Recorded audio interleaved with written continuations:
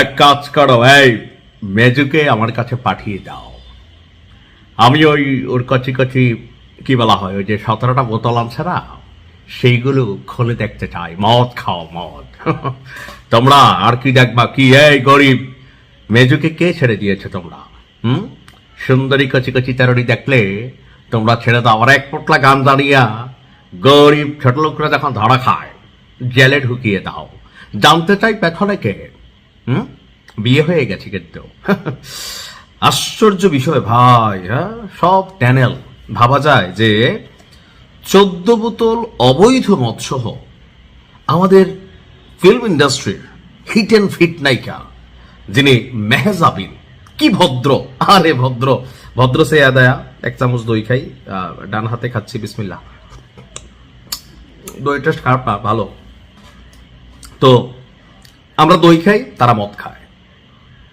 মজার বিষয় হচ্ছে, বিমানবন্দরে আটক হবার পর মেহজাবিন রহস্যজনক ভাবে মুক্তি পেয়েছে। কি দিয়েছে? কি এই খেলাটা কোথায় সেই লেভেলে হচ্ছে। বিদেশ থেকে অবৈধভাবে আপনার আনার সময় 14 বোতল মদসহ ধরা পড়েছিলেন দেশের জনপ্রিয় অভিনেত্রী মেহজাবিন চৌধুরী। শুধু মেহজাবিনই নন, এ সময় তার সঙ্গে ছিলেন তার স্বামী, পরিচালক ও প্রযোজক আদনান আল রাজীব এবং চলচ্চিত্র পরিচালক শঙ্খ দাশগুপ্ত।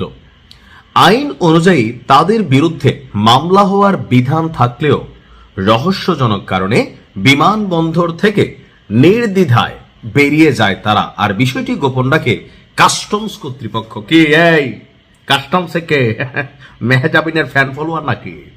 ভাই বেরি হইলে একটা সুবিধা আছে, ভাইয়া ভাইয়া বললা টল্লা আসলে কিন্তু বের হয়ে গেছে। আপনি দেখেন কি বলবেন। এই হচ্ছে আমাদের পরিবর্তিত বাংলাদেশের দৃশ্যপট।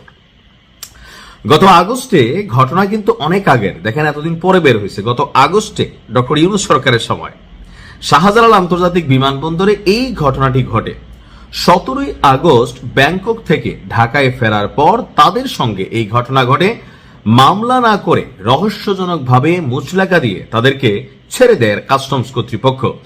সেক্ষেত্রে আবার মেহজাবিন থেকে কোন রকম মুচলেকাও রাখে নাই, কারণ কচি কচি নায়িকা, সুন্দরী তরুণী, ভাইয়া একটু খেতেই হয়, ওই আর কি, বুঝছেন নি? আচ্ছা, বলা হচ্ছে তথ্য অনুযায়ী BS218 এর একটি ফ্লাইটে ওই দিন ব্যাংকক থেকে ঢাকায় ফিরেছিলেন মেহজাবিন, আদনান আল রাজীব এবং শঙ্খ দাশগুপ্ত।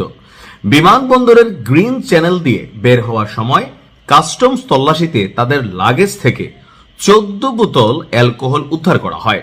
বিমানবন্দরে অ্যালকোহল বহন আইনত দণ্ডনীয় অপরাধ। যদি আপনি বিদেশের নাগরিক হন, আপনি 700 ml ক্যারি করতে পারবেন, এটা একটা আইন আছে। তো মেহজাবিনের তো আর ওই নাগরিকত্ব নাই। এখন বিমানবন্দর থেকে মাদকদ্রব্য নিয়ন্ত্রণ আইন অনুযায়ী বিদেশি নাগরিকরা, আমি 700 ml যেটা বলছি 1 লিটার আনতে পারেন, কিন্তু বাংলাদেশি পাসপোর্টধারীদের জন্য এটা অ্যালাউড না। তো উচ্চতর কর্মকর্তারা বলছে যে 2018 কাস্টমস আইন 2023 অনুযায়ী অনুমোদন ছাড়া অ্যালকোহল বহন এবং আমদানি নিষিদ্ধ।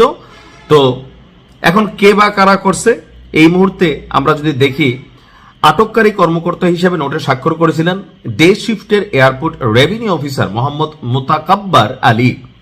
নোটের রসিদ নং DCHDE 2025081520।